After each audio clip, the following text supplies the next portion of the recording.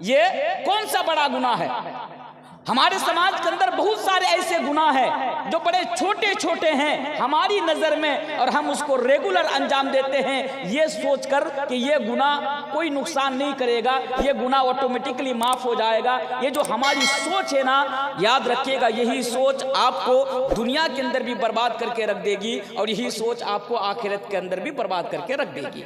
इसीलिए अल्लाह के प्यारे रसूल जनाब मोहम्मद रसूलुल्लाह सल्लल्लाहु अलैहि वसल्लम बयान फरमाते हैं, सही हदीस है, हदीस की तरफ गौर कीजिए। इय्याकुम वल मुहक्करातिद दुनूब फ़इन्नहुन्ना यज्तमिअना अला रजुल हत्ता युहलिकना। सही हदीस है।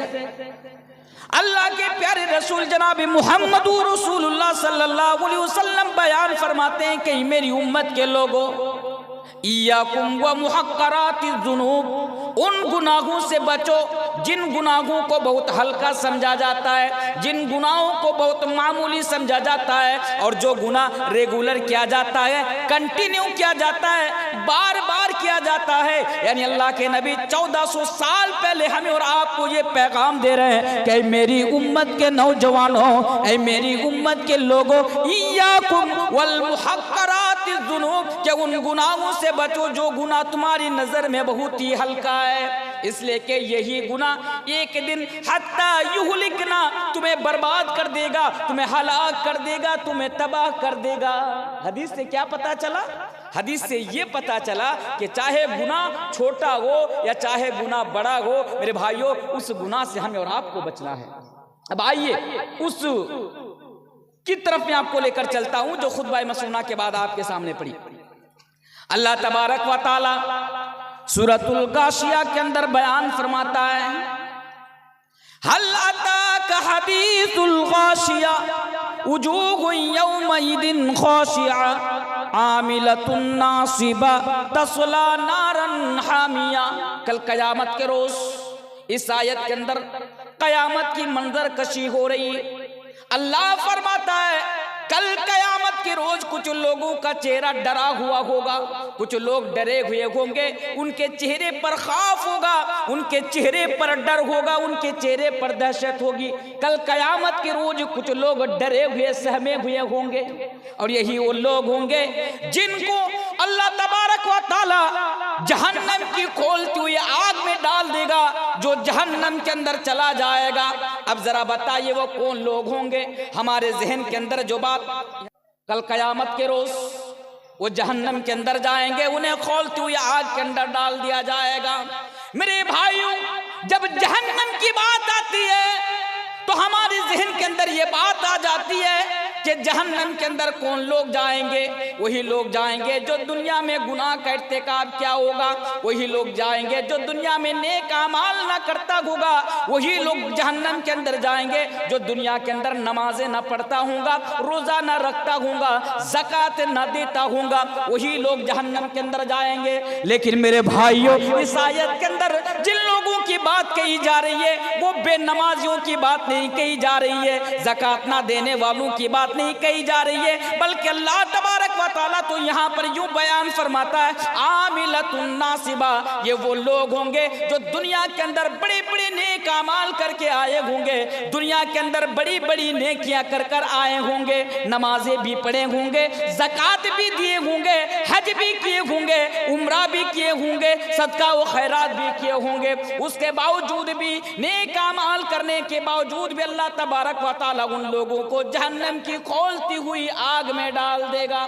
अब सवाल पैदा हो रहा है, मौलाना तनवीर साहब, आप ही इसकी वजाहत कर दीजिए, आप ही जरा बता दीजिए कि नेक अमाल को अंजाम देने के बावजूद भी, आमाल सोलिहा को अंजाम देने के बावजूद भी ये लोग जहन्नम के अंदर क्यों जाएंगे? मेरे भाइयों, इसका जवाब बहुत ही सीधा है, इसका जवाब बहुत ही आसान है, और जवाब ये है वो इसलिए नेक अमाल करने के बावजूद भी जहन्नम के अंदर जाएगा क्योंकि उन लोगों ने दुनिया के अंदर सिर्फ नेक अमाल किया था, और नेक अमाल करने के साथ साथ कुछ ऐसा गुनाह भी किया था, कुछ ऐसा जुर्म भी किया था कि जिसकी वजह से उनकी नेकियां बर्बाद हो गई, उनकी नेकियां तबाह हो गई, उनके नेक अमाल तबाह हो गए, और जिसकी वजह से आज वो लोगों को, उन लोगों को जहन्नम के अंदर जाना पड़ा। क्या पता चला? मेरे भाइयों क्या पता चला इस आयत से? तवज्जो के साथ सुनिए, बड़ी कीमती बातें आज मैं आपके सामने बयान करके जाऊंगा। जलसा आपको हर रोज मिल जाएंगे, याद रखिएगा, मौलाना तनवीर आपको हर रोज नहीं मिलेगा। जलसा आपको हर रोज मिल जाएंगे। हो सकता है कि इस मौजू पर बयान करने वाला आप इस मौजू को सुनने को कम मिले, इसलिए बड़ी तवज्जो के साथ आप आज मेरी बातों को सुनिए। बहुत जल्दी जल्दी मैं बोल रहा हूं क्योंकि ज्यादा टाइम आप लोगों के सामने मुझे रहना नहीं है। मेरी गाड़ी है, गाड़ी पकड़कर मुझे आज गुवाहाटी भी जाना है। तो जो मैं बोल रहा था आप लोगों के सामने, नेक अमाल करने के बावजूद भी जहन्नम के अंदर जाएगा, है कितनी बड़ी बात है, कितनी बड़ी बात है मेरे भाई, जरा सोचिए। तो पता क्या चला कि नेक अमाल करना सिर्फ कमाल की बात नहीं है मेरे भाइयों। नेक अमाल करने के साथ साथ हमें अपने अमाल की फिक्र भी करनी है, हमें अपने अमाल की हिफाजत भी करनी है। जिस तरह पैसे की हिफाजत करते हैं ना, अकाउंट में डाल देते हैं ताकि कोई चोर चोरी ना कर पाए, पैसा बर्बाद ना हो जाए, उसको छुपा के रखते हैं ताकि कोई चोरी ना कर ले, पैसा बर्बाद ना हो जाए, सरमाया तबाह ना हो जाए। उसी तरह सिर्फ नमाज पढ़ने से काम नहीं चलेगा, सिर्फ रोजे रखने से काम नहीं चलेगा, बल्कि वो तो जरूरी है, वो तो फर्ज है, वो तो करना ही होगा, लेकिन उसके साथ साथ उसकी हिफाजत भी हमें और आपको करनी होगी ताकि हमारी नमाज बर्बाद ना हो जाए, हमारे रोजे बर्बाद ना हो जाए। आइए अब मैं आपको असल मौजू की तरफ लेकर आता हूं। वो कौन सा गुनाह है कि जिसकी वजह से अल्लाह तबारक व तआला हमारे नेक आमाल को या फिर हमारी इबादत को अल्लाह तबारक व तआला कबूल नहीं करता? पहले इस गुनाह को जरा देख लीजिए। हजरत अब्दुल्लाह इब्न अब्बास वयमहकुल्लाहु रिबा व युरबी सदाकात की तफसीर करते हुए, हजरत अब्दुल्लाह इब्न अब्बास इस आयत की तफसीर करते हुए बयान फरमाते हैं कि जो भी इंसान, बड़े गौर से सुनिए, हो सकता है कि मेरी बात आपके खिलाफ हो सकता है कि मेरी बात यानी मौलवी तनवीर की बात आपके दिल पर जाकर लगे, लेकिन मेरे भाइयों मैं तो अपनी बातें नहीं बता रहा हूं, मैं तो हदीस की बात बता रहा हूं। यमहकुल्लाहु रिबा व युरबी सदाकात, इस आयत की तफसीर में हजरत अब्दुल्लाह इब्न अब्बास कहते हैं कि दुनिया के अंदर जो भी इंसान सूदी कारोबार करेगा, दुनिया के अंदर जो भी इंसान सूद खाएगा, सूद का पैसा खाएगा, अल्लाह तबारक व तआला उसके नेक आमाल को कबूल नहीं करेगा, उसकी इबादत को कबूल नहीं करेगा, उसका हज कबूल नहीं करेगा, उसकी ज़कात कबूल नहीं करेगा और उसके नेक आमाल को यानी नेकियों को कबूल नहीं करेगा। पता क्या चला? अगर एक सूदखोर इंसान अगर अल्लाह की राह में अगर वो सजदा भी करता है, हज भी करता है, दानो खैरात भी करता है, सदका भी करता है, उसके बावजूद भी वो आमाल उनके कबूल नहीं किए जाएंगे। मैं नहीं कह रहा हूँ, अब्दुल्लाह इब्न अब्बास इस आयत की तफसीर करते हुए फरमाते हैं, मेरे भाइयों ये सूद कितना खतरनाक गुनाह है। बड़े अफसोस के साथ आज मुझे कहकर जाना पड़ रहा है, ये तो पहली दफा नहीं है कि मौलवी तनवीर आलम सूद के बारे में बयान कर रहे हैं। हर सूद खाने वाला इंसान अच्छी तरह जानता है, हर सूद खाने वाला इंसान यह अच्छी तरह जानता है कि सूद बहुत बड़ा गुनाह है, सूद बड़ा ही संगीन जुर्म है। उसके बावजूद भी आज हम और आप सूदी कारोबार बंद नहीं कर रहे हैं, सूदी लेन देन बंद नहीं कर रहे हैं, सूद खाना बंद नहीं कर रहे हैं। वो मेरे भाइयों जरा गौर तो करो कि ये कितना बड़ा गुनाह है, ये कितना बड़ा गुनाह है सूद खाना। सूद किसे कहते मालूम है सबको? मैं ज्यादा डिटेल्स में नहीं बोलूंगा क्योंकि मुझे वो आमाल भी बताना है जो हमारी नमाज को बर्बाद कर देते हैं। सूद क्या है? देखिए कुरान और हदीस के अंदर ना सूद के लिए जो लफ्ज इस्तेमाल हुआ, उलमा बैठते हैं, वो है रिबा। रिबा का लफ्ज इस्तेमाल हुआ। रिबा का लफ्जी माना क्या है? बढ़ना, परवान चढ़ना। और शरीई इस्तिलाह में रिबा कहते हैं, सूद, ब्याज, इंटरेस्ट कहते हैं कि आप किसी इंसान को इस शर्त के साथ पैसा दें कि वापसी के वक्त कुछ ज्यादा लूंगा, कुछ ज्यादा देना होगा। ये जो शर्त है ना, यही सूद है, यही सूद है। तो सूद ना ये बड़ा खतरनाक गुनाह है। चंद हदीस सूद के ताल्लुक से आप याद कर लीजिए कि सूद कितना बड़ा गुनाह है।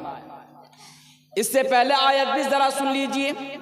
अल्लाह तबारक व तआला कुरान करीम के अंदर बयान फरमाता है, या अय्युहल्लज़ीना आमनुत्तकुल्लाहा वदरू मा बक़िया मिनर रिबा इन कुंतुम मुमिनीन।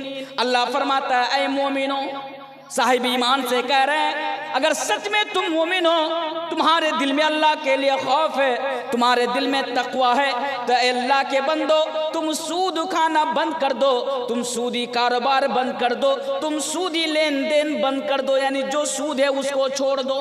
फिर आगे अल्लाह फरमाता है, देखो तुमने सूद कारोबार किया कोई बड़ी बात नहीं, अब तक तुमने सूदी कारोबार किया कोई बड़ी बात नहीं, अब तो सूद खाना बंद कर दो।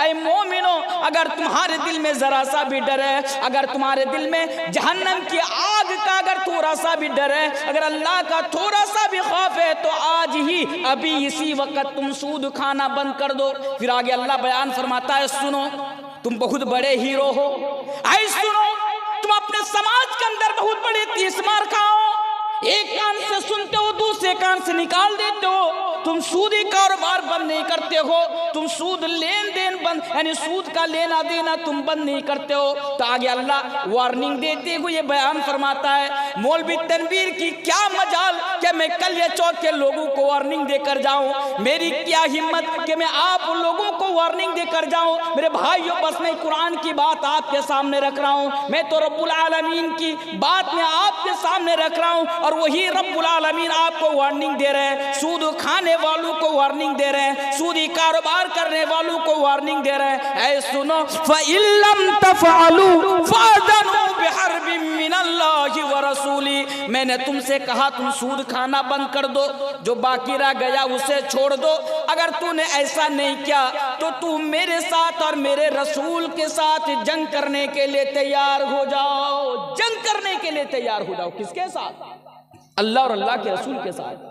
जरा सोच कर जरा देखिए, क्या किसी इंसान के पास इतनी ताकत है कि वो अल्लाह से जंग कर सके, अल्लाह से लड़ सके? ताकत है इतनी किसी इंसान के पास? नहीं है। उसके बावजूद भी अल्लाह तबारक व तआला वार्निंग दे रहे हैं कि फ़इल्लम तफ़अलू फ़अज़नु बिहर्बिम मिनल्लाहि व रसूली, अगर तुम सूदी लेन देन बंद नहीं करोगे, सूदी कारोबार को बंद नहीं करोगे, सूद खाना नहीं छोड़ोगे, तो तुम अल्लाह और अल्लाह के रसूल के साथ जंग करने के लिए तैयार रहो, जंग करने। अल्लाहु अकबर, ये वार्निंग है। आपको पता है जिना करने के लिए अल्लाह ने वार्निंग नहीं दी, शिर्क दुनिया का सबसे अजीम गुनाह है, फिर भी अल्लाह ने ये वार्निंग नहीं दी कि मेरे साथ जंग करने के लिए तैयार रहो। लेकिन जब बात सूद की आई, जब बात ब्याज की आई, जब बात इंटरेस्ट की आई, तो अल्लाह तबारक व तआला ने कहा कि अगर तुम इसे बंद नहीं करोगे, अगर तुम इसे नहीं छोड़ोगे, तो याद रखो तुम मेरे साथ लड़ने के लिए, जंग करने के लिए तुम तैयार हो जाओ। अल्लाहु अकबर, सूद कितना भयानक और सूद कितना बड़ा गुनाह है। इसलिए खुदारा, अगर दिल में ना थोड़ा सा भी ईमान है आपके, थोड़ा सा भी अगर ईमान है, थोड़ा सा भी अगर डर है ना कि कल कयामत के दिन अल्लाह तबारक व तआला के सामने जाकर आपको हिसाब देना है, तो आपने जो किया उसे अब बंद कर दीजिए। अगर आपने सूदी कारोबार किया तो अल्लाह से तौबा कीजिए, अल्लाह से माफ़ी मांगिए। उम्मीद है अल्लाह की ज़ात से कि अल्लाह तबारक व तआला आपको माफ़ कर देंगे, उम्मीद है अल्लाह तबारक व तआला की ज़ात से कि अल्लाह तबारक व तआला आपको क्षमा कर देंगे। अब आइए जरा एक हदीस भी जरा सुन लीजिए कि ये सूद कितना खतरनाक और ये सूद कितना बड़ा गुनाह है। हजरत अब्दुल्लाह इब्न हंज़ला रज़ियल्लाहु तआला अन्हु बयान फरमाते हैं, हजरत अब्दुल्लाह इब्न हंज़ला रज़ियल्लाहु तआला अन्हु बयान करते हैं, बिल्कुल सही हदीस है, अगर कोई इंसान जानबूझकर एक दिरहम भी सूद का पैसा खाएगा, मेरी माओ बहनों आप भी सुनो, बंधन में लोन लेने वालों, बंधन है इधर, बंधन है, अच्छा बंधन भी है कलिया चौक में, अच्छा सुनो, वो मेरी माँ बहनों लाइन लगा लगा कर बंधन का पैसा लेने जाने वाली, लाइन लगा लगा कर पैसा देने जाने वालियों, सुनो सूद कितना खतरनाक गुनाह है। हजरत अब्दुल्लाह इब्न हंज़ला बिल्कुल सही हदीस है बयान फरमाते हैं, अल्लाह के नबी ने बयान फरमाया, अगर कोई इंसान जानबूझकर सूद का अगर एक दिरहम भी खाएगा, एक दिरहम भी, तो 36 मर्तबा ज़िनाकारी से बदतर है। एक दिरहम सूद खाना, मान लीजिए मिसाल के तौर पर 1 रुपया का सूद खाना 36 मर्तबा ज़िनाकारी से भी बदतर है। अगर कोई इंसान 36 मर्तबा ज़िना करे, उससे भी ज्यादा भयानक जुर्म है 1 दिरहम का सूद खाना। इसलिए मेरे भाइयों, अब तो बात मान जाओ और सूद को छोड़ दो, क्योंकि दुनिया के अंदर ये सूद बड़ा खतरनाक गुनाह है, और ये इतना खतरनाक गुनाह कि इसकी वजह से अल्लाह तबारक व तआला आपकी इबादत को कबूल भी नहीं करता है। आइए और एक हदीस सुन लीजिए, जल्दी जल्दी बोल रहा हूँ। हजरत अब्दुल्लाह इब्न मसऊद रज़ियल्लाहु तआला अन्हु बयान करते हैं, ये भी सही हदीस है। हजरत अब्दुल्लाह इब्न मसऊद रज़ियल्लाहु तआला अन्हु बयान करते हैं कि सूद 73 दरवाजे हैं, सूद के 73 दरवाजे हैं। उनमें से सूद खाने का जो सबसे हल्का गुनाह है वो ये है कि कोई इंसान, मैं बोलूं तो कैसे बोलूं मेरे भाइयों, जब इस हदीस को पढ़ता हूं तो रूह कांप जाती है। जब इस हदीस को पढ़ता हूं और ये बात आती है तो पैर लड़खड़ा जाता है, कदम लड़खड़ा जाता है कि एक इंसान क्या ये सुन भी सकता है। माँ के साथ गलत काम करना तो बड़ी दूर की बात है, अगर हमारे सामने ये कह दिया जाए तो हमें बड़ा बुरा लगता है कि माँ के साथ गलत काम करना, माँ के साथ निकाह करना, ये कितना बड़ा जुर्म हो सकता है। अगर आपसे मैं कह दूं कि आप अपनी माँ के साथ गलत काम कर सकते हैं, मेरे भाइयों आपको अच्छा नहीं लगेगा, आपको बुरा लगेगा। मुझे बोलते हो ये भी बुरा लग रहा है, लेकिन हदीस की बात है। अल्लाह के नबी ने बस आपको समझाने के लिए मिसाल पेश किए हैं ताकि आप ये समझ सके कि सूद खाना कितना अजीम गुनाह है, सूद कितना बड़ा गुनाह है। हजरत अब्दुल्लाह इब्न मसऊद रज़ियल्लाहु ताला अन्हु बयान फरमाते हैं कि सूद के 73 दरवाजे हैं और सूद खाने का जो सबसे हल्का गुनाह है वो गुनाह ये है कि कोई आदमी अपनी माँ के साथ गलत काम कर ले, यानी निकाह कर ले। अल्लाहु अकबर, इतना अजीम गुनाह, सूद खाना इतना अजीम गुनाह, उसके बावजूद भी हमें क्या हो गया मेरे भाई, हमें क्या हो गया, हमारी ऐसी कौन सी मजबूरी आ पड़ी कि आज हम और आप सूद को छोड़ने को तैयार नहीं हो रहे। सुन तो रहे हैं ना, पहली दफा तो मैं सूद के ऊपर बयान नहीं कर रहा हूं ना, मुझसे पहले भी आपके इलाके के उलमाए किराम मस्जिद में खुतबा की शक्ल में आपने सुना है ना, इससे पहले भी कोई उलमा बाहर से आए सूद के ऊपर, सूद कितना खतरनाक जुर्म है आपके सामने बयान करके गए भी ना। फिर कौन सी ऐसी मजबूरी आ पड़े आपके पास कि आप सूद को छोड़ने को तैयार नहीं हो रहे। सूदी कारोबार में दिन ब दिन हमारे समाज में सूद बढ़ता जा रहा है, बढ़ता जा रहा है, घटने का नाम ही नहीं रहा है। और अल्लाह माफ करे, शायद ही कोई घर बचा होगा जो बंधन का लोन नहीं लेते होंगे, शायद ही कोई घर बचा होगा जो सूदी पैसा नहीं लेते हैं अपना बिजनेस को बढ़ाने के लिए, ये करने के लिए, वो करने के लिए। खुदा रा अब तो संभल जाओ, अब वक्त आ गया है। आइए और एक हदीस सुना देता हूं, जल्दी जल्दी बोल रहा हूं, मैं बार बार बोल रहा हूं मेरे भाइयों।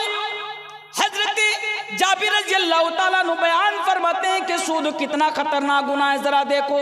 हजरत जाबिर बयान करते हैं कि सूद का लेने वाला, सूद का देने वाला, दस्तावेज तैयार करने वाला, गवाही देने वाला, गवाही देने वाला। हमारे समाज में ना कुछ ऐसे लोग भी होंगे, आके कहते हैं चचा जान चलिए ना फला आदमी के पास। बोला क्यों रे? बोला सूद का पैसा लेना है। बोलता नहीं नहीं नहीं, मैं तो नमाज पढ़ता हूँ, मैं सूद नहीं लेता। भाईजान चलिए ना, थोड़ा उनसे सिफारिश करा दीजिएगा, गवाह बन जाइएगा, चलिए ना दिला दीजिए ना, वो मानते हैं आपको बहुत। बोला देख मैं तो सूद नहीं खाता हूँ, लेकिन अगर तू कहता है तो चल मैं तुझे सूद का पैसा लेके उठा के दे देता हूँ। ऐसा होता है कि नहीं होता? होता है ना समाज में। तो जरा सुनिए, हजरत जाबिर रज़ियल्लाहु ताला अन्हु कहते हैं कि नबी ने बयान फरमाया सूद का लेने वाला, देने वाला, लिखने वाला, गवाही देने वाला, इन चारों के ऊपर अल्लाह के रसूल जनाब मोहम्मद रसूलुल्लाह सल्लल्लाहु अलैहि वसल्लम ने लानत भेजे। और नबी ने फरमाया कि ये चारों बराबर के गुनाह में शरीक है। सूद देने वाला जितना बड़ा यानी अपराधी है, सूद लेने वाला भी उतना बड़ा अपराधी है। सूद का लिखने वाला, दस्तावेज तैयार करने वाला भी उतना ही बड़ा अपराधी है। और उसी तरह जो उठा के देता है, जो उस पर गवाह बनता है, वो भी उतना ही बड़ा अपराधी है। इसलिए मेरे भाइयों सूद को छोड़ो। आओ और एक बड़ी जबरदस्त हदीस में आपके सामने सुना कर चला जाता हूँ। इस हदीस के रावी हजरत अब्दुल्लाह इब्न अब्बास रज़ियल्लाहु ताला अन्हु है। और याद रखिएगा जो हदीस में आपके सामने बोल रहा हूँ ये कोई कमजोर हदीस नहीं है। जो हदीस में आपके सामने बोल रहा हूँ ये कोई ज़ईफ हदीस नहीं है। कयामत की सुबह तक इन हदीसों के ऊपर कोई उंगली उठा कर बात नहीं कर सकता। आओ जरा देखो तो सही कि ये सूद कितना खतरनाक गुनाह है। हजरत अब्दुल्लाह बिन अब्बास रज़ियल्लाहु ताला अन्हु बयान फरमाते हैं कि जिस समाज के अंदर सूद बढ़ जाएगा और जिना बढ़ जाएगा, जिना तो समझते होंगे ना, जिना, अल्लाह माफ करें, ये जिना भी ना आज हमारे समाज के अंदर बड़ी तेजी के साथ फैल रहा है। मैं आपको सच बता रहा हूं, एक बच्चा होने के बावजूद भी शादी को 20 साल 25 साल हो गया, 2-2 बच्चे के बाप है, 3-3 बच्चे के बाप है, किसी बूढ़ी के साथ मुंह काला करके आ जाता है नालायक। ये खबर आती है, लोग बहुत सारी जगहों से फोन करते, मौलाना साहब एक मसला पूछना था। भाई क्या मसला है जरा बताओ तो। बोल रहा हमारे यहाँ एक दामाद ने सास को लेके भाग गया, नऊज़ बिल्लाह, सास तक को नहीं छोड़ रहे। ये हाल है आज मुसलमानों का।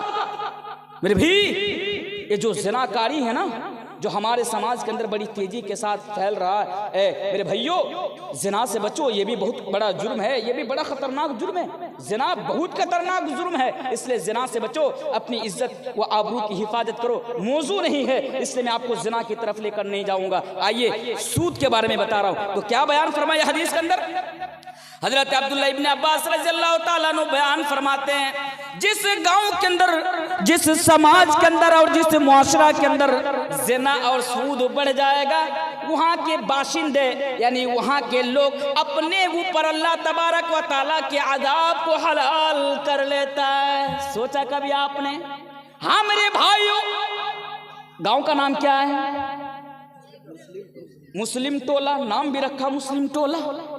ये जो मुस्लिम टोला है, अगर इस गांव के अंदर अगर सूद बढ़ेगा, इस गांव के अंदर अगर जिना बढ़ेगा, तो मुस्लिम टोला के जो लोग हैं, जो बाशिंदे हैं, अपने ऊपर अल्लाह तबारक व तआला के अज़ाब को हलाल कर लेता है। यानी हर हाल में आपके पास अल्लाह तबारक व तआला का अज़ाब आपके ऊपर आएगा। हर हाल में अल्लाह तबारक व तआला की तरफ से आपके ऊपर अज़ाब आएगा। क्योंकि नबी फरमाते हैं कि जहां पर सूद और जिना बढ़ता है, वहां के लोग अपने ऊपर अल्लाह तबारक व तआला के अज़ाब को हलाल कर लेता है। तो सूद कितना खतरनाक गुनाह है, इसलिए सूद को छोड़े। आइए और एक हदीस बता देता हूं, सिर्फ हदीस बता के जा रहा हूं। इधर उधर की बात मैं आज नहीं करूंगा, इसलिए भी नहीं करूंगा क्योंकि ये मेरा मकसद नहीं आने का, और दूसरा ये भी है कि मुझे बहुत जल्दी आपके यहाँ से विदा लेना है। आइए और एक हदीस सुनते चले जाइए। ये भी सही हदीस है कि सूद कितना खतरनाक जुर्म है। अल्लाह के प्यारे रसूल जनाब मुहम्मद रसूलुल्लाह सल्लल्लाहु अलैहि वसल्लम बयान फरमाते हैं कि मैंने ख्वाब में देखा, ख्वाब में, और ये बात याद रखिएगा, हमारा ख्वाब झूठा भी हो सकता है, सच्चा भी हो सकता है, लेकिन नबियों का ख्वाब झूठा नहीं होता, झूठा नहीं होता। अल्लाह के प्यारे नबी बयान फरमाते हैं कि मैंने ख्वाब में देखा, दो फरिश्ते आए, मुझे एक जगह लेकर गए। लंबी हदीस है, एक जगह लेकर गए। मैं वहां जाकर क्या देख रहा हूं कि एक खून का दरिया है। दरिया समझते हैं? नदी, नदी, तालाब। एक खून का दरिया है, एक खून का तालाब है, एक खून की नदी है, और बीच दरिया में एक आदमी खून के नदी में डूब रहा होता है। और अल्लाह के नबी बयान फरमाते हैं कि करीब में यानी किनारे में, तालाब के किनारे में, दरिया के किनारे में एक आदमी खड़ा है, और उसके सामने बहुत सारे पत्थर रखे हुए हैं, पत्थर की ढेर है। वो आदमी जो खून के दरिया में तैर रहा होता है, वो बचने के लिए, अपनी जान बचाने के लिए वो किनारे की तरफ आता है। उस दरिया से निकलने के लिए जब करीब आता है, तो किनारा में जो शख्स खड़ा है वो पत्थर उठाता है और उस आदमी के मुंह पे जोर से मारता है। फिर वो बीच दरिया में चला जाता है, फिर वो दरिया के वस्त में चला जाता है।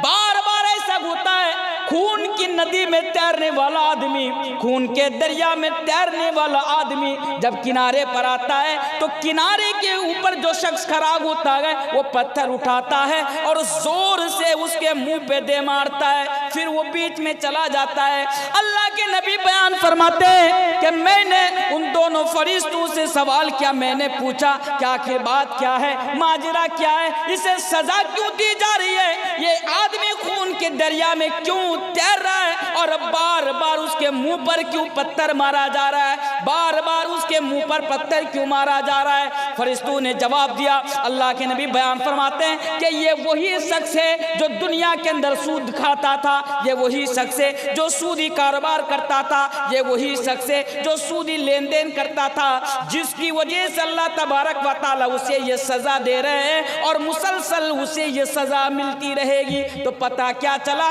मेरे भाइयों, सूद कितना भयानक और कितना खतरनाक जुर्म है। इसलिए सूद के ताल्लुक से बस मेरा लास्ट पैगाम आपके नाम ये है, गौर से सुनिए। जो किया ना हो गया। चलो आपने सूद खा लिया, सूदी कारोबार कर लिया, मेरे भाई अब जो है आज से आप तौबा कीजिए कि मेरा जो सूद का पैसा पड़ा हुआ है वो पड़ा रहने दीजिए, मैं इंशाअल्लाह उसे और नहीं लूंगा। बोले इंशाअल्लाह सूदी कारोबार आज के बाद नहीं करूंगा। बोले इंशाअल्लाह। इंशाअल्लाह। अच्छा इंशाअल्लाह नहीं बोलेंगे, ठीक है भाई, फैसला आपका है, फैसला आपको करना है कि आप बोलेंगे या नहीं बोलेंगे, सूद से आप बचेंगे या नहीं बचेंगे। पर याद इतना रखिए कि सूद इतना खतरनाक गुनाह है कि सूद अगर खाएंगे ना आपकी इबादत अल्लाह तबारक व तआला के यहाँ कबूल नहीं होगी। मेरे भाइयों, आप चाहे जितनी इबादत कर लें, अगर सूद को अगर आप खाना बंद नहीं करेंगे तो आपकी इबादत अल्लाह तबारक व तआला के यहाँ कबूल नहीं की जाएगी। तो इबादत कबूल ना होने के पीछे जो एक वजह है, जो एक गुनाह है, और वो गुनाह है सूद। अब आइए दूसरे गुनाह पर जरा देखिए। दूसरी चीज जो हमारे नेक आमाल को बर्बाद कर देता है, हमारे नेक आमाल को तबाह कर देता है। मसलन मिसाल के तौर पर आपकी उम्र 80 साल है, आपकी उम्र 40 साल है, अब 40 साल से नमाज अदा कर रहे हैं, 40 साल से आप रोजा रख रहे हैं। आपको पता है दुनिया के अंदर एक गुनाह ऐसा भी है कि अगर आपने उसको कर लिया, अगर आपने उसको कर लिया और तौबा नहीं किए तो ये जो 40 साल 90 साल 70 साल 60 साल जो आप नेक आमाल किए, मेरे भाई ये बर्बाद हो जाएंगे, ये तबाह हो जाएंगे। वो गुनाह क्या है मालूम है? वो गुनाह है कुफ्र। ये दूसरी चीज है आज, वो है कुफ्र, जिसकी वजह से हमारे नेक आमाल बर्बाद। सूद, जिसकी वजह से हमारे नेक आमाल कबूल नहीं होते, इबादत कबूल नहीं होती। और कुफ्र, जिसकी वजह से हमारे नामा आमाल से नेकियां डिलीट हो जाती है, जिसकी वजह से हमारे नेक आमाल बर्बाद हो जाते हैं। कुफ्र किसे कहते हैं? कुफ्र का माना होता है इनकार करना। ईमान का मतलब जानते हैं? ईमान का मतलब होता है मानना, और कुफ्र का मतलब होता है ना मानना, इनकार कर देना। ये कुफ्र इतना बड़ा गुनाह है। मसलन जितनी भी चीजों के ऊपर ईमान लाना जरूरी है, आप अल्लाह पर भी ईमान रख रहे हैं, रसूल पर भी ईमान रख रहे हैं, कुरान पर भी ईमान रख रहे हैं, फरिश्तों पर भी ईमान रख रहे हैं, आखिरत के ऊपर भी ईमान रख रहे हैं, अच्छी और बुरी तकदीर के ऊपर भी ईमान रख रहे हैं। लेकिन मेरे भाइयों, खुदा ना खास्ता जितने भी चीजों के ऊपर ईमान लाना जरूरी है, अगर उन चीजों में से किसी एक चीज का भी अगर आप इनकार कर देंगे, यानी ईमान का रास्ता तर्क करके अगर कुफ्र का रास्ता इख्तियार कर लेंगे, तो आपके जितने भी नेक आमाल हैं वो तमाम के तमाम आमाल बर्बाद कर दिए जाएंगे, तबाह कर दिए जाएंगे। दलील अल्लाह तबारक व तआला कुरान करीम के अंदर बयान फरमाता है, वमा यकफुर बिल ईमानी फकद हबित अमलु व हुवा फिल आखिरति मिनल खासिरीन। जो भी इंसान कुफ्र का रास्ता इख्तियार करेगा, ऐ दुनिया वालों सुनो, ऐ मुसलमानों सुनो, वो मेरी माओ और बहनों सुनो, अल्लाह फरमाता है वमा यकफुर बिल ईमानी फकद हबित अमलु। जो भी दुनिया के अंदर कुफ्र का रास्ता इख्तियार करेगा तो उसके सारे के सारे आमाल बर्बाद हो जाएंगे, उसकी सारी की सारी नेकियां बर्बाद हो जाएंगी। नमाज भी बर्बाद, रोजा भी बर्बाद, ज़कात भी बर्बाद, दान खैरात भी बर्बाद। अगर उसने हज भी किए होंगे तो हज भी बर्बाद, उम्रे भी बर्बाद, कुफ्र करने की वजह से। कुफ्र, इसलिए जब तक दुनिया के अंदर जिंदा रहना, जितनी भी चीजों के ऊपर ईमान लाना जरूरी है, उनमें से किसी एक चीज का भी आप गलती से भी आप इनकार नहीं करना। बोले इंशाअल्लाह। आइए और एक हदीस में आपके सामने रख देता हूं कि ये कुफ्र क्या चीज है और कितनी खतरनाक चीज है। नबी के जमाने में, सही हदीस है, नबी के जमाने में एक आदमी था, उस आदमी का नाम अब्दुल्ला बिन जुदआन था। नाम याद रखेगा, अब्दुल्ला बिन जुदआन। अब्दुल्ला बिन जुदआन था। यह अब्दुल्ला बिन जुदआन बड़ा नेक आदमी था, बड़ा नेकी का काम क्या करता था। अब्दुल्ला बिन जुदआन लोगों को खाना खिलाया करता था।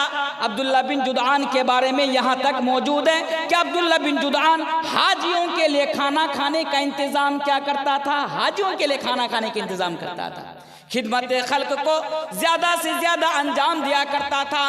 लेकिन मेरे भाइयों, जब हजरत अब्दुल्ला बिन यानी जब अब्दुल्ला बिन जुदान की मौत हो जाती है तो हजरत आयशा रज़ियल्लाहु ताला अन्हा नबी की प्यारी बीबी जनाब मुहम्मद रसूलुल्लाह सल्लल्लाहु अलैहि वसल्लम से सवाल करती है, या रसूल अल्लाह, ये अल्लाह के रसूल, आप बताइए ये अब्दुल्ला बिन जुदान जन्नत के अंदर जाएगा या जहन्नम के अंदर जाएगा? सवाल देखिए, किसके बारे में?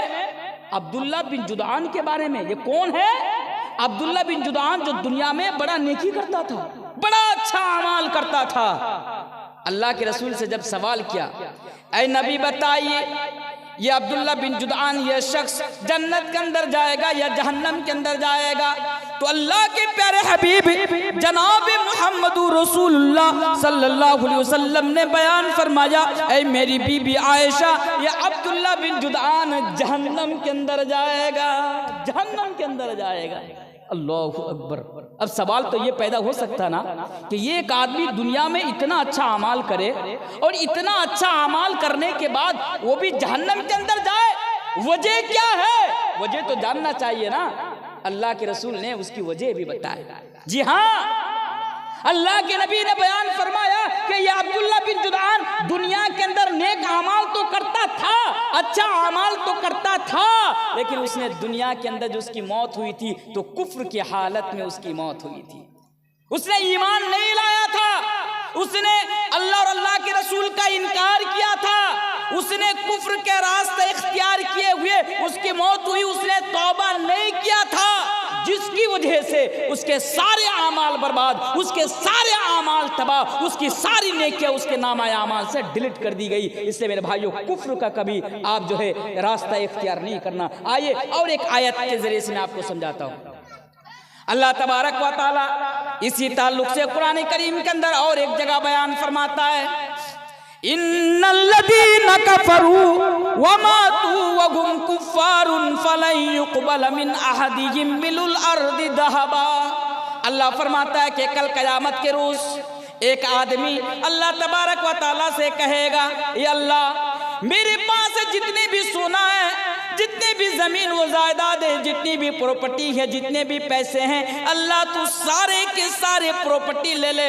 ए अल्लाह, मेरे पास जो सोना है तू ये सोना भी ले ले, लेकिन मुझे जहन्नम की आग से बचा ले, मुझे जहन्नम के अज़ाब से बचा ले। अल्लाह तबारक व तआला कहेगा, नहीं नहीं, फला युक़बल मिन आदिम मिलुल अर्दि ज़हबा, नहीं नहीं, आज के दिन न तुम्हारा सोना कबूल किया जाएगा, न तुम्हारी जायदाद कबूल की जाएगी और ना तुम्हारी प्रॉपर्टी कबूल की जाएगी। अगर किसी इंसान को कुफ्र के हालत में मौत आएगी और अल्लाह से कहेगा कि अल्लाह, मुझे मेरे पास जो भी है तू सब ले ले, मुझे जहन्नम के अजाब से बचा ले, मुझे जहन्नम के अजाब से तू आज़ाद कर दे, तो मेरे भाइयों ऐसा बिल्कुल नहीं होगा, ऐसा बिल्कुल नहीं होगा। अल्लाह तबारक व तआला कल क़यामत के रोज़ उसके सोने चांदी और उसकी ज़मीन व जायदाद और प्रॉपर्टी को अल्लाह तबारक व तआला कबूल नहीं करेगा मेरे भाइयों। तो पहली चीज़। दूसरी चीज़, पहली चीज़ क्या?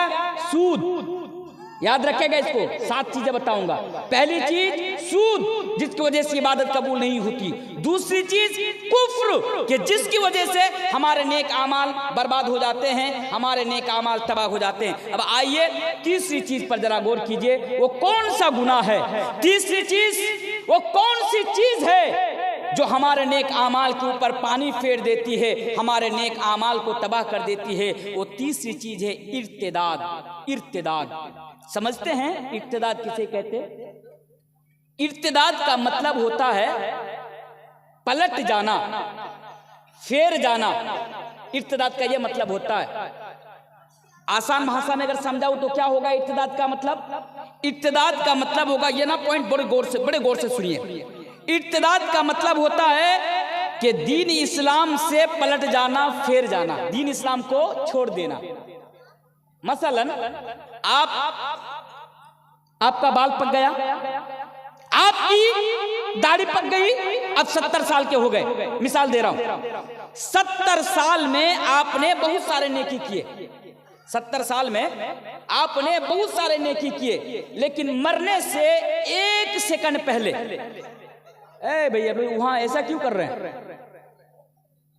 ऐसा मत कीजिए, जलसा सुनने के लिए ससुराल थोड़ी आए हैं। तो जो मैं बोल रहा था कि आप मरने से अगर एक सेकंड पहले भी अगर आप मुर्तद हो जाते हैं, यानी इर्तिदाद का रास्ता अगर आप अपना लेते हैं, तो आपने 70 साल में जो नेकी किए थे खत्म, फिनिश, सारे आमाल बर्बाद। दलील अल्लाह तबारक व तआला कुरान करीम के अंदर बयान फरमाता है, वमन यर्तदिद मिनकुम अन दीनिही फयमुत व हुवा काफिरुन फउलाइका हबितत आमालुहुम फिद दुनिया वल आखिरह व उलाइका अस्हाबुन नार हुम फीहा खालिदून। अल्लाह फरमाता है, जो भी इर्तिदाद का रास्ता अपनाएगा, जो भी दीन इस्लाम से पलट जाएगा, फेर जाएगा, जो अपना ईमान के साथ सौदा कर लेगा, अपना ईमान को बेच देगा, फरोख्त कर देगा, उसके दुनिया के अंदर सारे के सारे आमाल बर्बाद कर दिया जाएगा, सारा के सारा आमाल तबाह कर दिया जाएगा। और आगे अल्लाह बयान फरमाता है कि सिर्फ इतना ही नहीं, बल्कि वो जहन्नम के अंदर जाएगा और वो लोग हमेशा हमेशा जहन्नम के अंदर रहेगा। इसलिए कभी इर्तिदाद का रास्ता ना अपनाएं। एक हदीस, बड़ी जबरदस्त हदीस मैं आपके सामने बयान करके जा रहा हूं, सही बुखारी की हदीस है। ये कितना बड़ा जुर्म है जो हमारे नेक आमाल को तबाह कर देता है।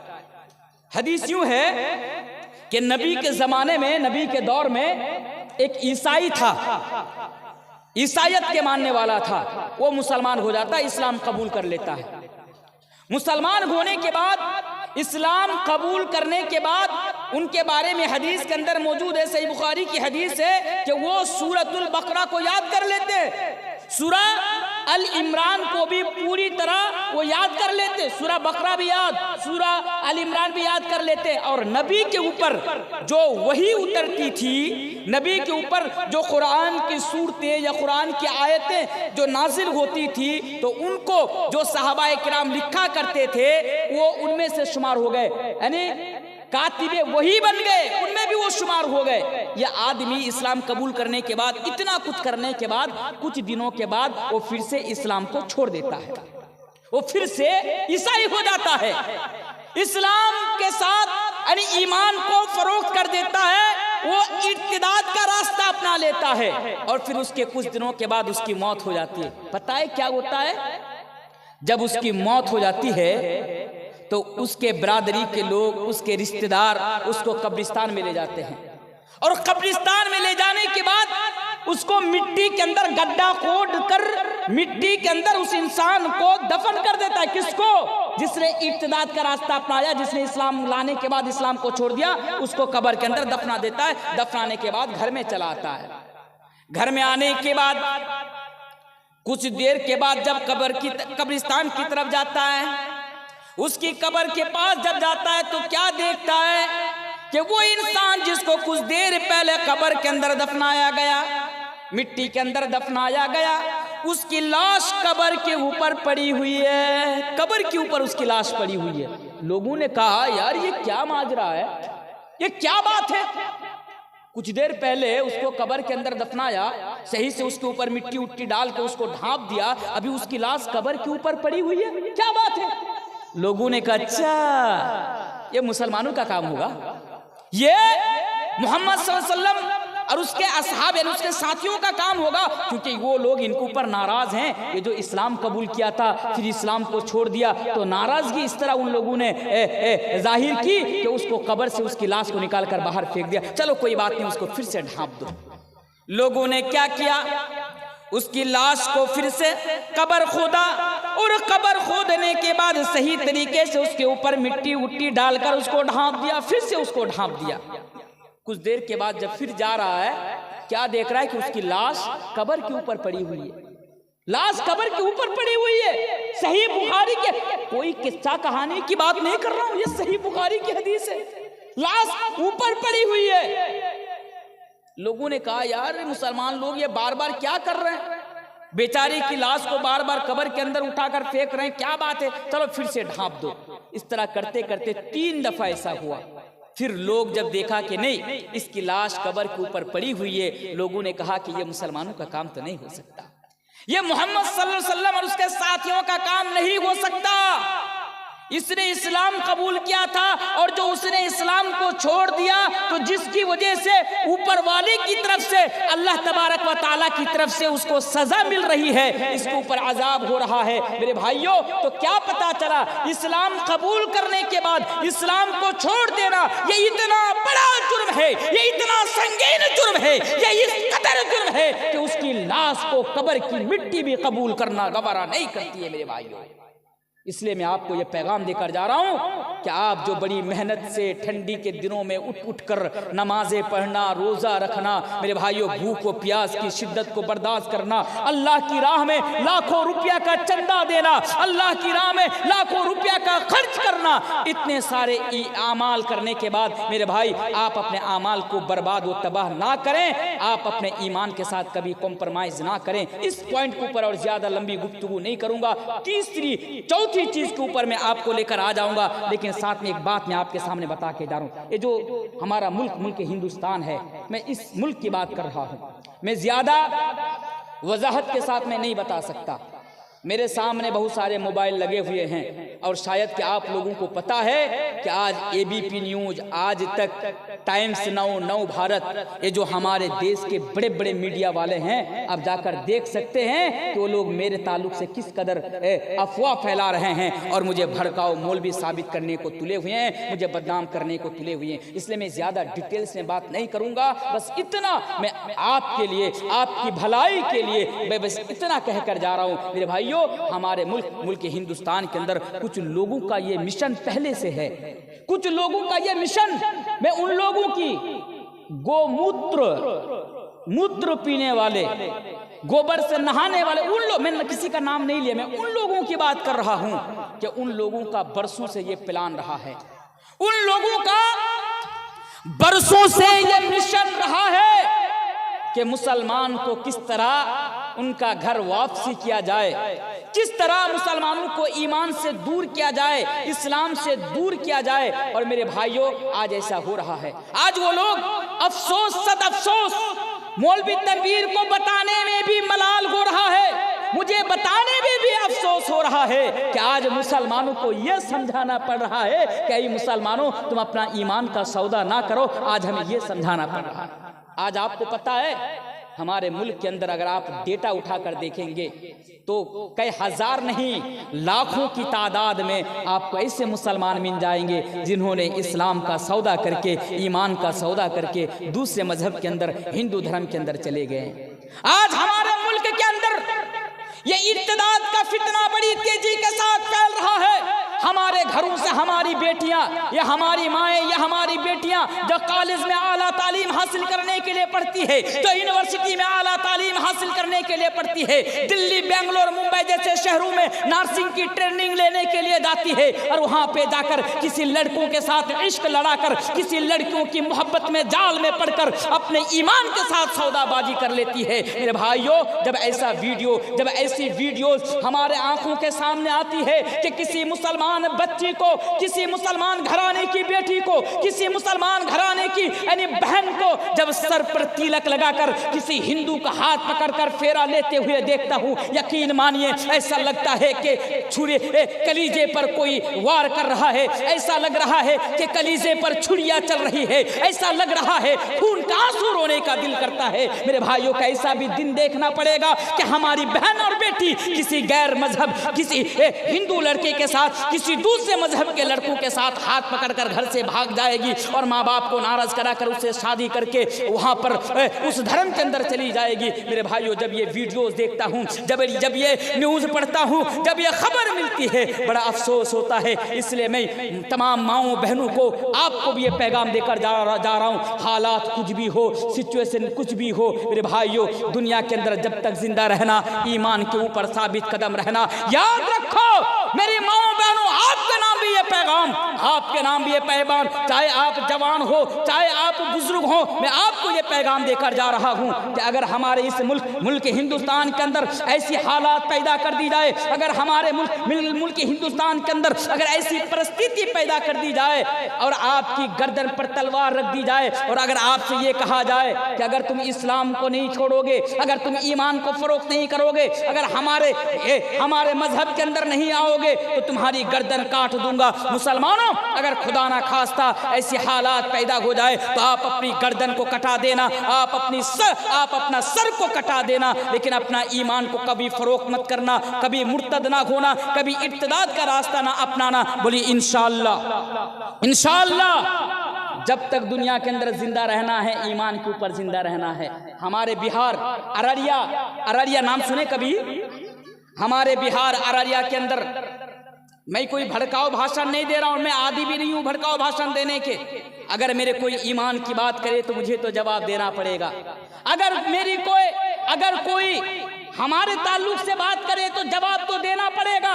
मुझे मालूम है कि इस दौर में जवाब देना यह बहुत मुश्किल काम है। मैं कुछ बोलूंगा फिर लोग कुछ उल्टा समझ लेंगे, मेरे ताल्लुक से कुछ गलत खबरें चला दिए जाएंगे। उसके बावजूद भी मैं बोलता हूँ, हमारे अररिया, हमारे घर से लगभग वही 40-50 किलोमीटर की दूरी पर एक संसद है, उसने एक बयान दिया मीडिया के सामने कि अररिया के अंदर अगर रहना है तो हिंदू बनकर रहना होगा। अररिया के अंदर कुछ दिनों की बात है, अररिया के अंदर अगर रहना होगा तो हमारे धर्म के अंदर आकर रहना होगा। मुसलमानों को यहाँ पे रहने की इजाजत नहीं है। मैंने वहां भी कहा था, आज भी कहता हूं। और इन जैसी मेंटेलिटी रखने वाले, इन जैसी सोच और घटिया सोच रखने वाले इंसानों से मैं कहना चाहता हूं, अगर तुम ये चाहते हो कि हिंदुस्तान के मुसलमान हिंदू हो जाएंगे, हिंदुस्तान के मुसलमान अपने ईमान के साथ सौदाबाजी कर लेंगे, अपने ईमान को फरोख्त कर लेंगे, तो मोहतरम ये ख्वाब देखना छोड़ दो। हिंदुस्तान का मुसलमान हिंदुस्तान में भी रहेगा और हिंदुस्तान का मुसलमान अपने ईमान के ऊपर साबित कदम भी रहेगा।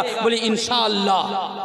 यह मुल्क तुम्हारे बाप की जागीर नहीं है, यह मुल्क तुम्हारे अब्बू को तुम्हारे अम्मी की तरफ से दहेज में नहीं मिला है कि तुम कहोगे कि ईमान का सौदा कर लो, आ जाओ और फिर तुम्हें रहने को दिया जाएगा। ऐसा हरगिज नहीं हो सकता है। मेरे भाइयों, बात को तूल ना देते हुए बस इतना पैगाम देकर जा रहा हूँ, हालात कुछ भी हो अपने ईमान के साथ कभी सौदा नहीं करना इंशाअल्लाह। अब आइए चौथी चीज पर, तीसरी चीज पर आ जाइए। पहली चीज सूद, हमारे इबादत कबूल नहीं होती। दूसरी चीज क्या है? वह है कुफ्र, जिसकी वजह से हमारा नेक आमाल बर्बाद हो जाता है। तीसरी चीज है इर्तिदाद, जिसकी वजह से हमारी नेकियां बर्बाद हो जाती है। अब आइए चौथी चीज पर जरा गौर कीजिए, जो हमारी नमाज को, हमारे रोजे को, हमारी ज़कात को, हमारे हज को बर्बाद करके रख देती है। वो चौथी चीज है शिर्क। शिर्क के बारे में आप लोग जानते हैं? शिर्क किसे कहते मालूम है?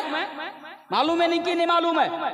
शिर्क के बारे में हमें मालूम है, सबके बारे में मालूम है, उसके बावजूद भी हम कर रहे हैं। वो जो कुछ दिन पहले हमारे बिरादरान वतन के पूजाओं के मंडप में मैंने बहुत सारे मुसलमानों को देखा वीडियो में। आज हमारा ये नौजवान है कि एक तरफ तो कहता है कि मैं मुसलमान हूं और दूसरी तरफ शिर्किया कामों को सपोर्ट करता है, दूसरी तरफ सर पे तिलक लगाकर सजदा करता है। ऐ नौजवानों, नेताओं के चक्कर में पड़कर, ऐ नौजवानों, ऐ मुसलमानों, कभी शिर्क को ना अपनाना। ये शिर्क भी दुनिया के अंदर सबसे बड़ा गुनाह है और ये शिर्क हमारे नेक आमाल को बर्बाद कर देता है, नेक आमाल को तबाह कर देता है। आप लोगों की इधर पीर मजार में जाने वाले लोग हैं?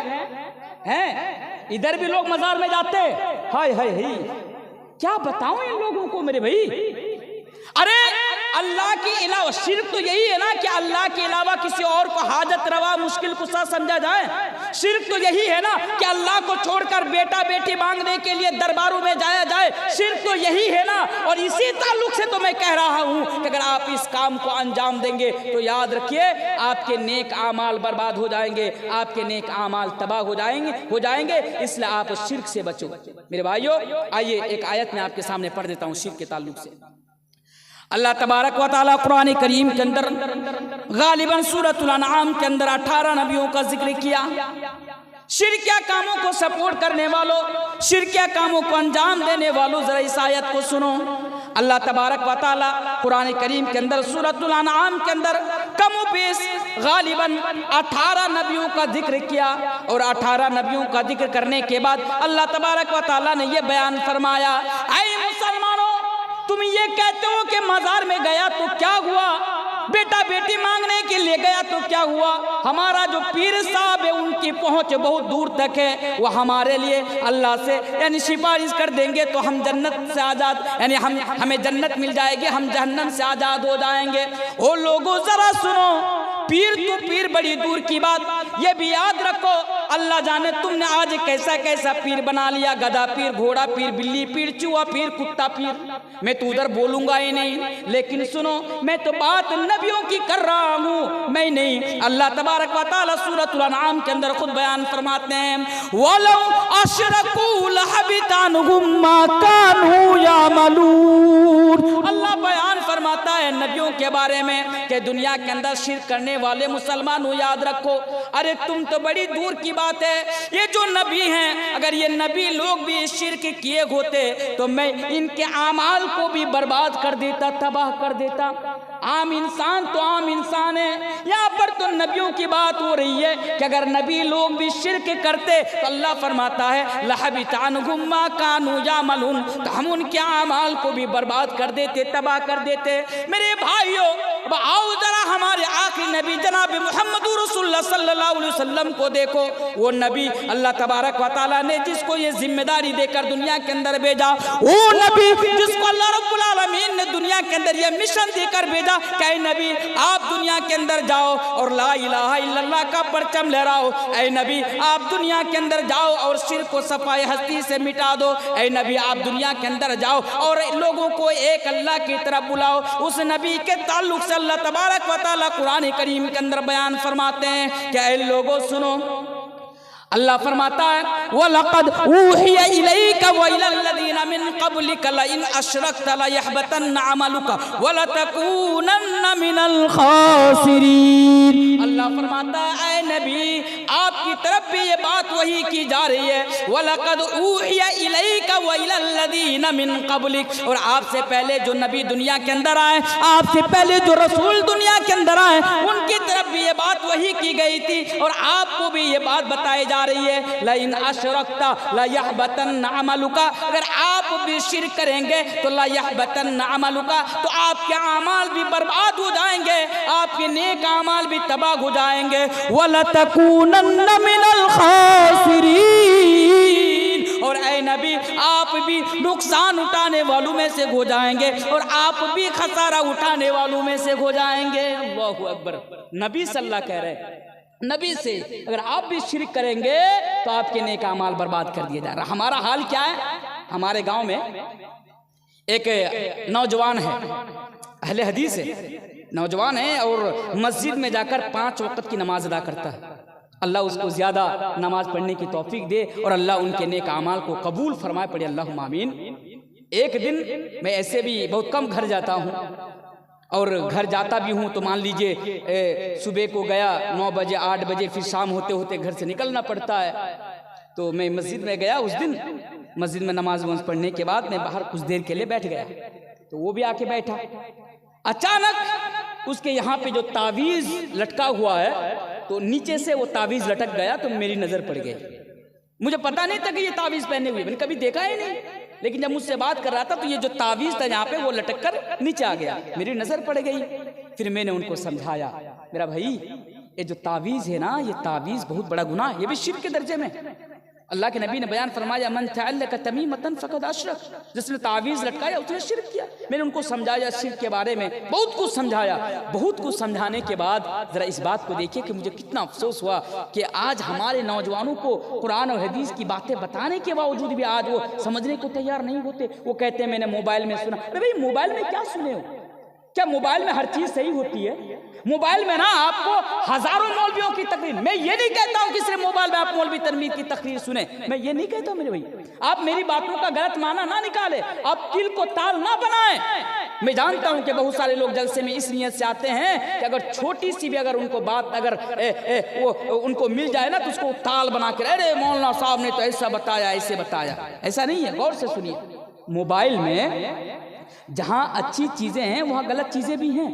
मोबाइल के अंदर जहां आपको अच्छी तकरीर मिलेंगी वहां पर आपको कुरान और हदीस के खिलाफ भी तकरीर आपको मिलेंगी। आपको पता है हर दाढ़ी वाला, हर टोपी वाला मौलवी नहीं है।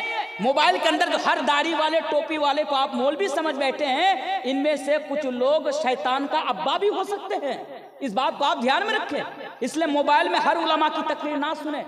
मैं तो ऐसे मोबाइल वगैरह ऐसे उन लोगों को मैं देखता नहीं, सुनता नहीं हूँ। जहाँ तक पढ़ने का मसला हो, मैं मोबाइल से इस्तेफादा हासिल करता हूँ। अगर ज़रूरत हो, ज़रूरत के हिसाब से मैं मोबाइल को इस्तेमाल करता हूँ। आपके कलिया चौक इधर से क्या बोलते हैं, शाहबाजपुर ना क्या इधर है, बांग्लादेश बॉर्डर की तरफ मोहब्बतपुर साइड का एक नौजवान है, वो भी चैनल वाला है। एक दिन मुझे फ़ोन कर दिया कि मौलाना साहब आपके मोबाइल में एक वीडियो भेजा, जरा आप उस वीडियो को देख लीजिए, तो ये जो बोल रहा है ये सही बोल रहे हैं कि गलत बोल रहे हैं। मैंने कहा ठीक है मैं देखता हूँ। तो बांग्ला ज़बान में वो तकरीर थी, उर्दू ज़बान में वो तकरीर थी।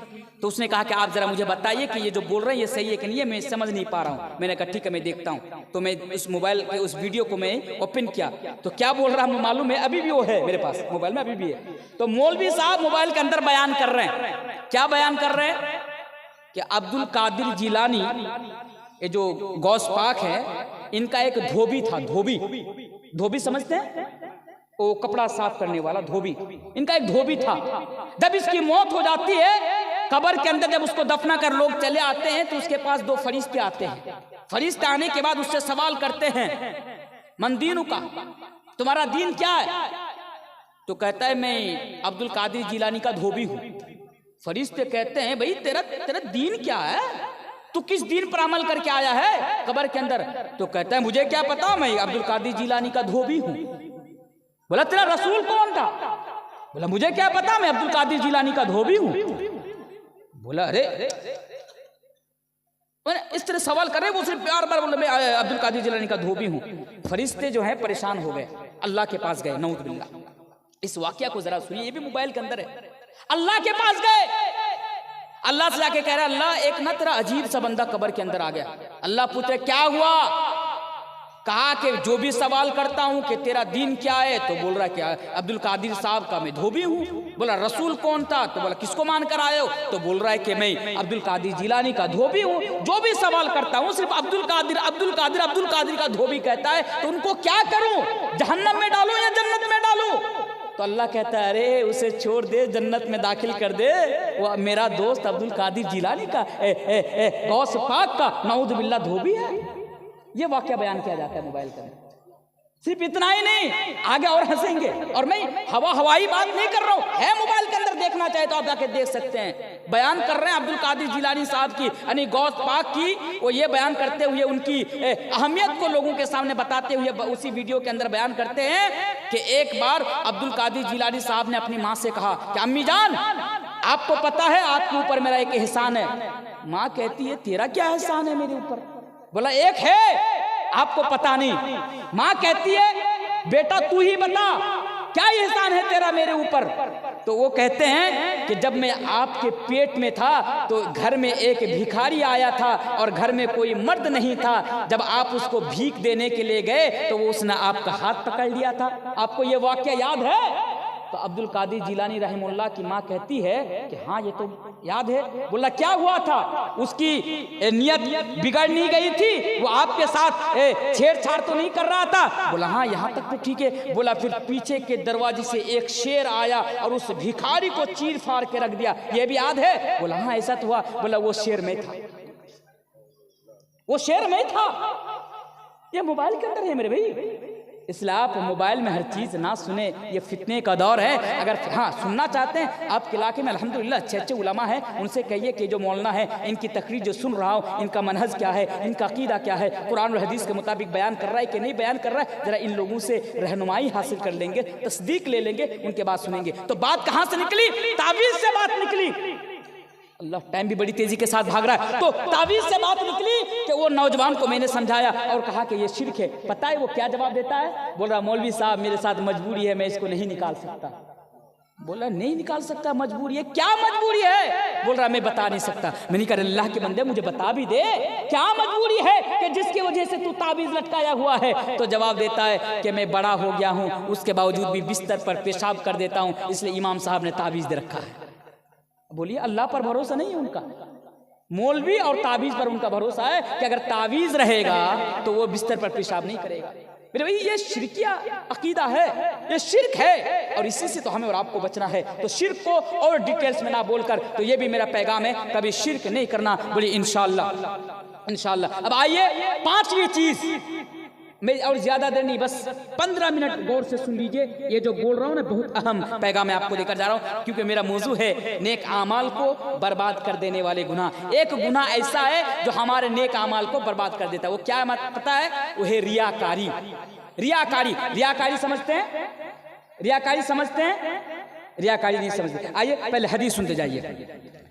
अल्लाह के प्यारे रसूल जनाब मोहम्मद रसूलुल्लाह सल्लल्लाहु अलैहि वसल्लम बयान फरमाते हैं, इन्ना अखवफा मा अखाफु अलैकुम अश्शिरकुल असगर।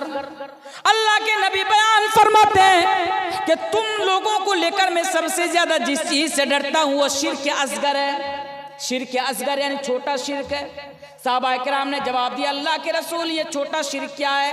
शिर्क असगर से क्या मुराद है? अल्लाह के नबी ने बयान फरमाया, अर्रिया, ये रियाकारी है। रियाकारी, रियाकारी नहीं समझे? आपके गांव में मस्जिद है, जुमा के रोज मस्जिद में नमाज पढ़ने के लिए जाइए, आपको पूरी मस्जिद में लोग मिलेंगे, मस्जिद फुल हो जाएगी। ऐसा होता है कि नहीं होता? का इमाम साहब, मस्जिद फुल हो जाती है। जुमा के रोज मेरे भाइयों बहुत सारे लोग टोपी वोपी लगाकर, सुरमा उरमा और अत्र लगाकर, इत्र लगाकर, खुशबू लगाकर जुमा की नमाज पढ़ने मस्जिद चले आते हैं।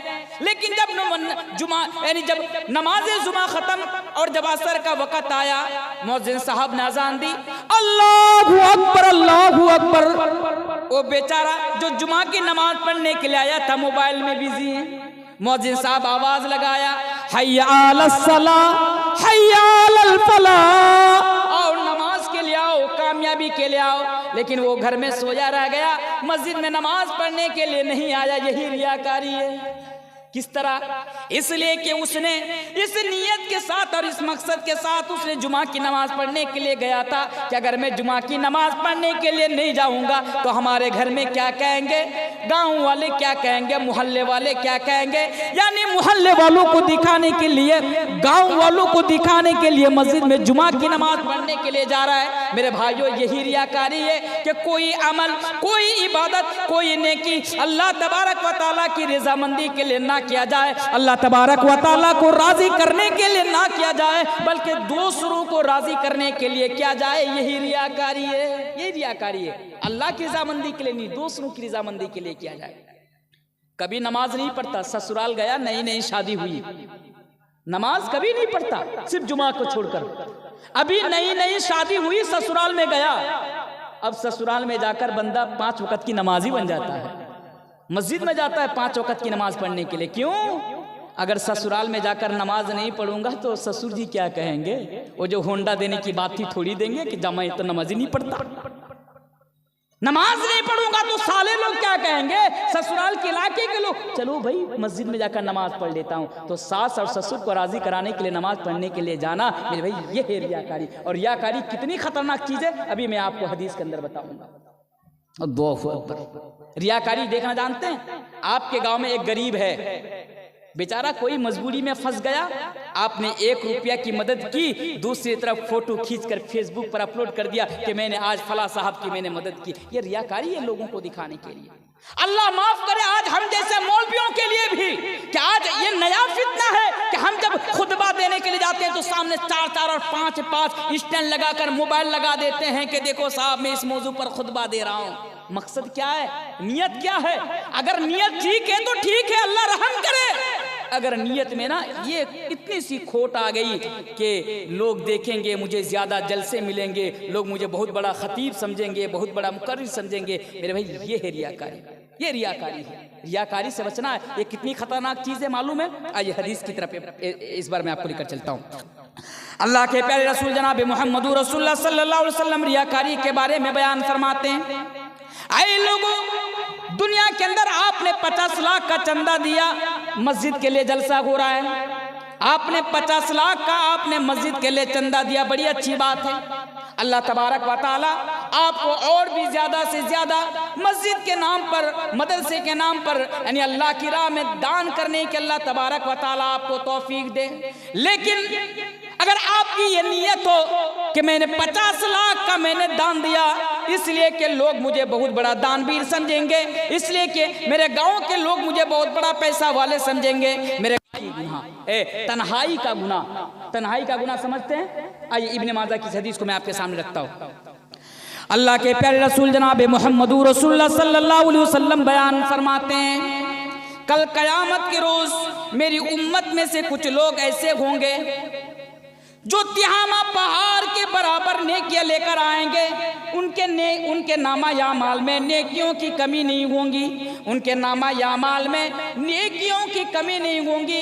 हदीस के अल्फाज तो यहाँ तक हैं कि तिहामा पहाड़ की मानिंद उनकी नेकियां रोशन होंगी, यानी बहुत सारी नेकियां लेकर आएंगे। लेकिन कल क़यामत के रोज अल्लाह तबारक व तआला उनकी नेकियों को बर्बाद कर देगा, अल्लाह तबारक व तआला उनकी नेकियों को तबाह कर देगा, उनकी नेकियों पर पानी फेर देगा। और कल क़यामत के रोज नामा या माल में उनके लिए कोई नेकियां, उनकी कोई नेकियां नहीं बचेंगी, कोई नेकियां नहीं बचेंगी। हजरत सौबान रज़ी अल्लाह तआला अन्हु अल्लाह के प्यारे नबी जनाब मोहम्मद रसूलुल्लाह सल्लल्लाहु अलैहि वसल्लम से सवाल करते हैं, या रसूल अल्लाह आप हमें बता दीजिए, हम लोगों को उन लोगों के बारे में बता दीजिए कि वो लोग कौन होंगे, उन लोगों की पहचान क्या होंगी, उन लोगों की निशानी क्या होंगी कि इतने सारे नेक अमाल को अंजाम देने के बावजूद भी, इतने सारे नेक अमाल को करने के बावजूद भी अल्लाह तबारक व तआला उन लोगों की नेकियों को बर्बाद कर देगा, उनके नेक अमाल को तबाह कर देगा। तो अल्लाह के नबी ने बयान फरमाया कि ये वो लोग होंगे कि लोगों के सामने तो अच्छे अमाल करते थे, दिन के उजाले में तो अच्छा अमाल करते थे, लेकिन छुप छुप कर वो गुनाह करते थे, यानी लोगों की नजर से आर होकर वो गुनाहों का इर्तिकाब क्या करते थे, वो तन्हाइयों के गुनाह से अपने दामन को नहीं बचाते थे। क्या पता चला? देखिए कितनी खतरनाक चीज है। दिन में आप नमाज पढ़ रहे हैं, दिन में लोगों के सामने में आप अच्छा काम और लोगों के सामने में आप अच्छा अमाल कर रहे हैं, लेकिन ये जो मोबाइल है आप लोग रखते कि नहीं रखते? मोबाइल तो आज सबके पास है ना। अल्लाहु अकबर। एक बात ना मैं यहाँ पर इसकी वजाहत कर देता हूँ। कल कयामत के रोज कौन जन्नत में जाएगा, कौन जहन्नम के अंदर जाएगा, अल्लाह के सिवा कोई नहीं जानता। बात को समझिए, कल बरोज़ कयामत कौन जन्नत में जाएगा, कौन जहन्नम में जाएगा, अल्लाह के सिवा कोई नहीं जानता है। किसी को पता? लेकिन शर्त यह है कि वो साहिब ईमान हो। शर्त यह है कि वो साहिब ईमान हो। लेकिन मौलवी तरबीर एक बात बता के जा रहा, हो सकता है कि मैं अपनी बात में गलत भी हो सकता हूँ, हो सकता है कि मैं गलत भी हो सकता हूँ। ये जो मोबाइल है ना, कल कयामत के रोज खुदा ना खास्ता अगर हमें और आपको जहन्नम के अंदर जाना पड़े तो उन वजह में से एक वजह ये मोबाइल फ़ोन भी है मेरे भाई। इस मोबाइल फ़ोन का आज बहुत ज़्यादा गलत इस्तेमाल हो रहा है, और गलत इस्तेमाल करने वाले कौन? समाज में रहने वाले नौजवान तबका है। सिर्फ वो लोग नहीं जो बेनमाजी है, वो लोग भी हैं जो नमाज पढ़ते हैं मस्जिद में आकर। आज हमारी माएँ और बहनें हैं कि शौहर के सामने नमाज पढ़ती, शौहर के सामने रोजा रखती, शौहर जब दिल्ली को जाते तो मोबाइल फोन से किसी और को वीडियो कॉल भी करती। अगर ऐसा करते तो आपके नेक अमाल तो बर्बाद ना, आपके नेक अमाल तो तबाह ना, फिर क्या फायदा नेक अमाल का कि शौहर की नज़र में तो अच्छा अमाल कर रहे हैं, शौहर की नज़र से आड़ होकर आप गलत कर रहे हैं। और आज हमारे नौजवान हैं कि मस्जिद में आकर नमाज भी पढ़ें, सब कुछ करें, और जब रात के 12 बजे हो तो इसी मोबाइल के जरिए से किसी और के साथ चैटिंग वुटिंग भी करें और वीडियो कॉल पर भी बात करें। समझदारों के इशारा काफ़ी है मेरे भाइयों, फिर आपके अमाल तो बर्बाद हो नहीं है। और अल्लाह के नबी ने बयान फरमाया, इब्ने माजा की ये सही हदीस है कि उन लोगों के अमाल कल क़यामत के रोज बर्बाद कर दिए जाएंगे, तबाह कर दिए जाएंगे कि जो तन्हाइयों के गुनाह से अपने आप को नहीं बचाते थे, जो तन्हाइयों के गुनाह से नहीं बचते थे। और इस मोबाइल फोन आने के बाद ना एक और चीज मैं आपके सामने बता के जा रहा हूं। आपस में बात ना करें, जो माहौल मुझे दिए थे, बस और चंद मिनट में आपके सामने रहूँगा। मेरा तो दिल करता है आज अल्हम्दुलिल्लाह आप लोगों का जो ये माहौल है, मुझे उम्मीद नहीं थी कि मुस्लिम टोला के लोग इतने कुरान और हदीस के सुनने वाले लोग हैं। आज पहली दफ़ा मुझे मालूम हुआ यहाँ आने के बाद कि अल्हम्दुलिल्लाह ये जो जज्बा है कुरान और हदीस की बातें सुनने का, चाहे मर्द हो या औरत हो, अल्लाह तबारक व तआला इस जज्बा को कबूल फरमाए। अल्लाह तबारक व तआला आपके बैठने को, सुनने को, और जिन कमेटियों ने इस बेहतरीन और इस शानदार प्रोग्राम को सजाने के लिए मेहनत की, परेशानी उठाई, तकलीफ़ें उठाई, अल्लाह तबारक व तआला उनकी मेहनत और परेशानी और तकलीफ को भी अल्लाह तबारक व तआला कबूल अता फरमाए और जन्नत में जाने का जरिया बनाए। आज तो मेरा दिल खुश हो गया। यकीन मानिए मैं कलिया चौक में आज से नहीं 12 साल से आ रहा हूँ। जब मेरी दाढ़ी नहीं आई थी, जब मेरी सही से मूछें नहीं आई थी, मैं तब से कलिया चौक आ रहा हूँ। कलिया चौक में अल्हम्दुलिल्लाह मैं कम से कम 300 से भी ज्यादा मैं प्रोग्राम कर चुका अल्हम्दुलिल्लाह 10-12 साल के अंदर। कम भी हो सकता है, एक आइडिया के तौर पर बता रहा हूँ, लेकिन बहुत सारा प्रोग्राम मैंने किया। लेकिन यकीन मानिए आज तकरीर करते हुए, बयान करते हुए मेरा दिल खुश हो गया, क्योंकि आज जो आप लोगों ने माहौल दिया मेरे भाई, ये सिर्फ अल्लाह वाले ही दे सकते हैं।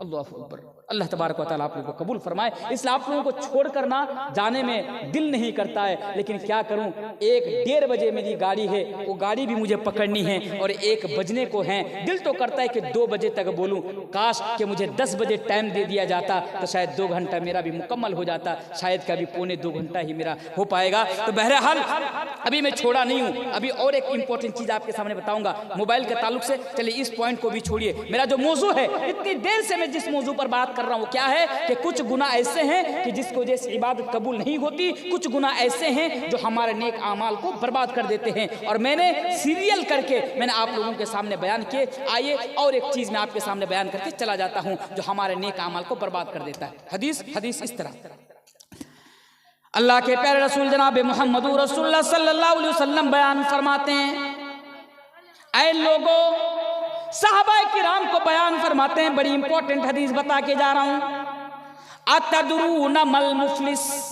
अल्लाह के नबी सहाबा से कहते हैं कि मेरे सहाबा, अतदरूना मल मुफलिस, क्या तुम जानते हो कि मुफलिस किसे कहते हैं? मुफलिस किसे कहते हैं मालूम? किसी को मालूम? भिखारी किसे कहते हैं? भिखारी किसे कहते हैं? भिखारी, भीख मांगने वाला, जिसके पास कुछ भी ना हो, वही है ना। अल्लाह के नबी ने जब सहाबा से सवाल किया, अतदरूना मल मुफलिस, क्या तुम्हें मालूम है कि मुफलिस किसे कहते हैं? सहाबा ने जवाब दिया, हाँ अल्लाह के रसूल, अल मुफलिसु फीना मल्ला दिरहम लहू वला मता। हाँ अल्लाह के रसूल, मुफलिस तो वो है जिसके पास कोई दिरहम व दीनार ना हो, जिसके पास कोई मता ना हो, दुनिया का साधु सामान ना हो, वही हमारे बीच यानी हमारे लिए मुफलिस, हमारे दरमियान मुफलिस है। अल मुफलिसु फीना मल्ला दिरहम लहू वला मता। अल्लाह के नबी ने बयान फरमाया, नहीं नहीं मेरे सहाबा, मुफलिस ये नहीं है, बल्कि अल्लाह के नबी बयान फरमाते हैं, इन्नल मुफलिस मिन उम्मती याती यौमल क़ियामती बिसलातिन व सियामिन व ज़कातिन। अल्लाह के नबी बयान फरमाते हैं कि मेरी उम्मत के अंदर मुफलिस तो है जो कल क़यामत के रोज बहुत सारी नमाजें लेकर आएंगे, बिसलातिन व सियामिन व ज़कातिन, बहुत सारी नमाजें लेकर आएंगे, बहुत सारी ज़कात लेकर आएंगे, बहुत सारे नेक आमाल लेकर आएंगे, लेकिन कल क़यामत के रोज उसने दुनिया के अंदर किसी को मारा होगा, किसी को गाली दी होगी, किसी का हक मारा होगा, किसी का कत्ल किया होगा, किसी का खून बहाया होगा। और कल क़यामत के रोज अल्लाह तबारक व तआला जिन लोगों के ऊपर उन लोगों ने जुल्म किया था, उनकी नेकियां उनको दे देंगे। जब देते देते इनकी नेकियां खत्म हो जाएंगी तो उन लोगों के गुनाह भी इनके ऊपर लाद दिए जाएंगे, उन लोगों के गुनाह भी इनके ऊपर चढ़ा दिए जाएंगे। वो मुफलिस है। मेरे भाइयों, हदीस से हमें क्या पता चला कि दुनिया के अंदर तो आप बहुत सारे अमाल कर रहे हैं, माशाअल्लाह, आपने 1 मरतबा नहीं, आपने 10 मरतबा हज करके आए, अल्लाह ने आपको दौलत दी, आपने 1 मरतबा नहीं, आपने कई मरतबा उम्रा करके आए, अल्लाह ने आपको दौलत दी, आपने अकेले की दम पर आपने मस्जिद बना दी, अल्लाह ने आपको दौलत दी, आपने गरीबों की मदद कर दी। एक ही बात कि आपने बहुत सारी नेकियां दुनिया के अंदर किए, लेकिन साथ ही साथ दुनिया के अंदर आपने अपनी बहन का हक मारा, आप लोगों की इधर जमीन व जायदाद में बहन को प्रॉपर्टी देते हैं, लेकिन जितना हक है वो देते हैं पूरा करके नहीं देते। मिसाल दूं एक, अब मान लीजिए ना 1 बीघा जमीन अब्बू ने छोड़कर गए, मसला को समझिए, 1 बीघा जमीन अब्बू ने छोड़कर गए। अब भाई उसमें अब्बू का जो बेटा है जो बेटी है सबका हक है, जिसका भी जितना हक है। अब जो भाई हैं जो बहन है वो फराइज के हिसाब से उसको बंटवारा किया जाएगा। अब मान लीजिए आपकी बहन को 2 कट्ठा जमीन मिलेगी, आपकी बहन को 2 कट्ठा जमीन मिलेगी, आपको 6 कट्ठा मिलेगी। 6 कट्ठा आप ले लिए, 2 कट्ठा आपकी बहन के नाम पर जमीन है क्योंकि उसका हक है उसके ऊपर। अब वो जमीन कहाँ है? रोड के किनारे पर है। तो आपने बहन को इतना मजबूर कर दिया कि वो बहन उस जमीन को ना ले जा सकते हैं और ना कहीं और बेच सकते हैं। अगर वो बहन वो जमीन कहीं और बेचेंगे तो उसको 20 लाख रुपया मिलेगा, लेकिन आप बहन से कह रहे हैं मेरी बहन मुझे 10 लाख में दे देना, कम से कम मेरा घर आने के लिए रास्ता तो बरकरार रहेगा। ये है रास्ता। देखिए हक मारने का तरीका देखिए भाइयों को।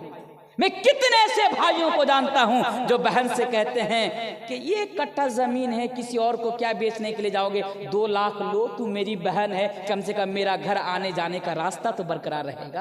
अल्लाहू अकबर। नहीं मेरे भाई ये गलत है, ये गलत है मेरे भाई।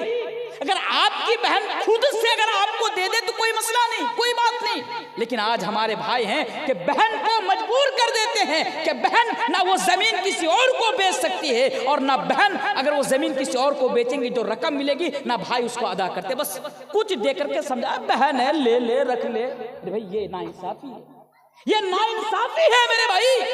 आपकी बहन का जो हक है वो हक आपकी बहन को देना पड़ेगा, आपका भाई का जो हक है वो हक आपके भाई को देना पड़ेगा। अगर आप ऐसा नहीं करेंगे कल कयामत के रोज आपकी नेकियां आपकी बहन को दे दी जाएंगी और उनके गुनाह आपके ऊपर लाद दिए जाएंगे।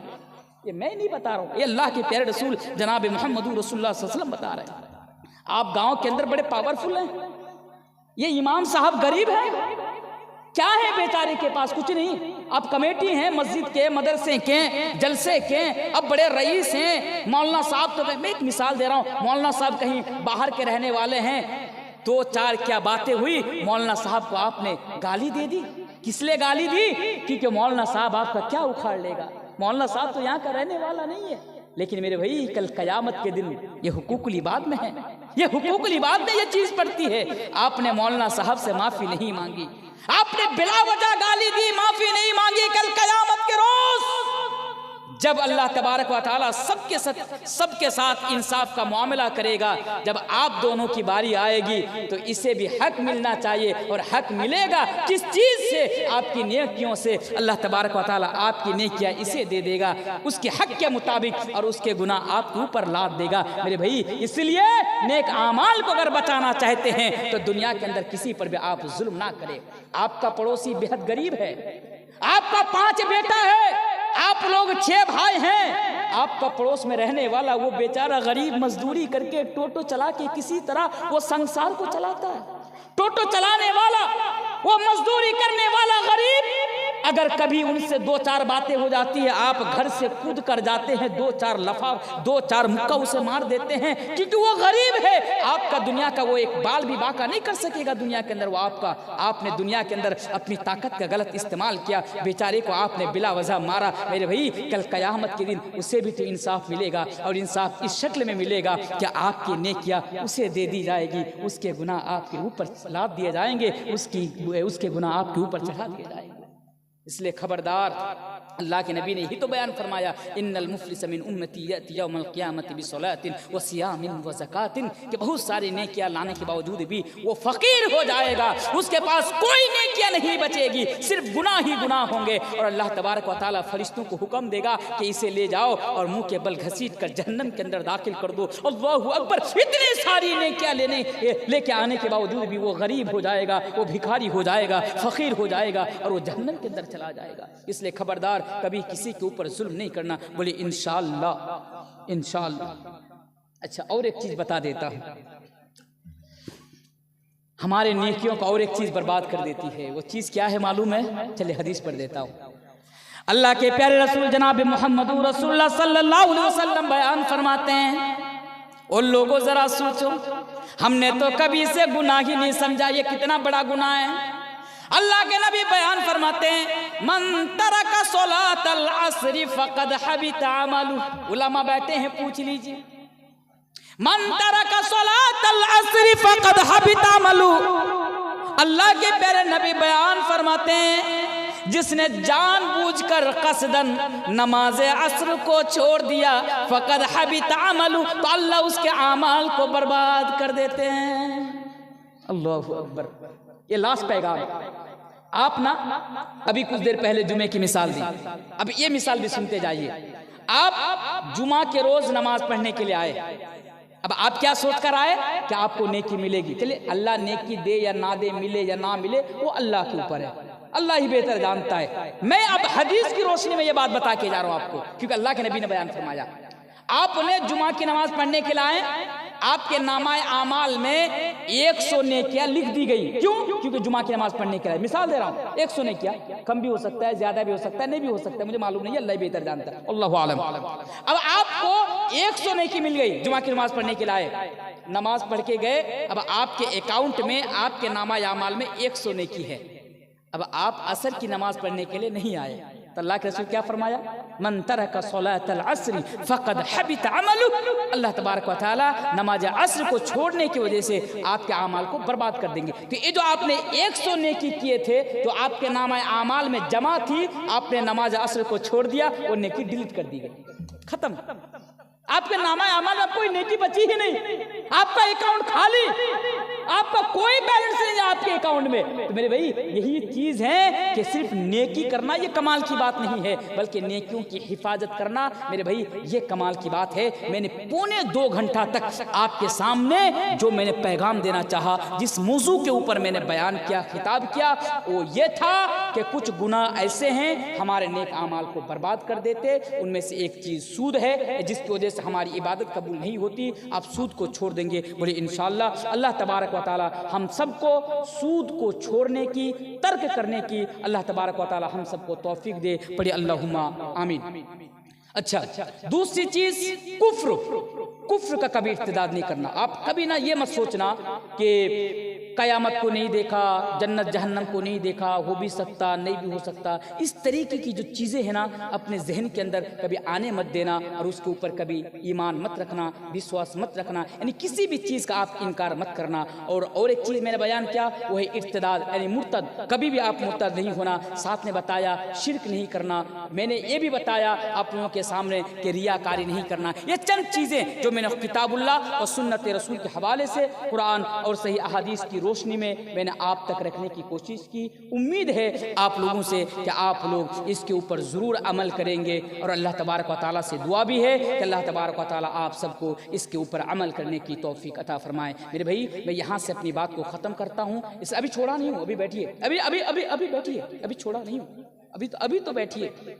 आप लोग भी इस उम्मीद में कि कब छोड़े और भागूं।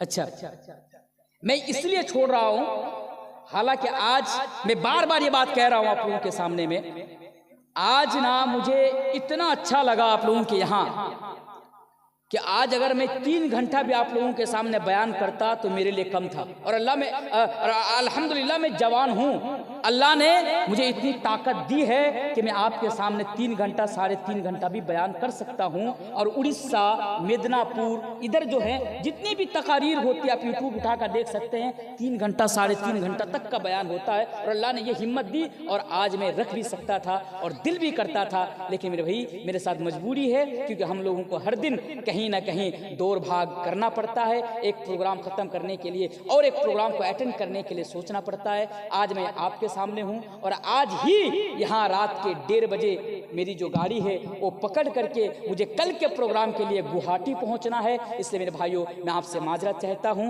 कि बस मैंने आपके सामने बस 2 घंटा या 2 घंटा से 5-10 मिनट ही कम बोल पाया। इंशाअल्लाह अगर फिर मुझे कभी मौका मिलेगा आपके यहाँ आऊँगा, और किसी और मौजू के ऊपर जो आप लोगों की तरफ से मिलेगा उसके ऊपर बयान रखने की कोशिश करूंगा। इसी के साथ मैं इख्तिताम करता हूं, लेकिन जाते जाते एक रिक्वेस्ट आई है, एक विदाई नज़म जो मैं कई प्रोग्रामों में लास्ट के टाइम में, मेरी आवाज़ अच्छी नहीं है उसके बावजूद भी गुनगुनाने की कोशिश करता हूं। एक नज़म के साथ मैं अपनी बात को ख़त्म करूंगा इंशाअल्लाह। सुनो दिल से यारो सलाम आखिरी है, नज़्म आखिरी है, कलाम आखिरी है, कलाम आखिरी है। सुनो दिल से यारो सलाम आखिरी है, नज़्म आखिरी है, कलाम आखिरी है, कलाम आखिरी है।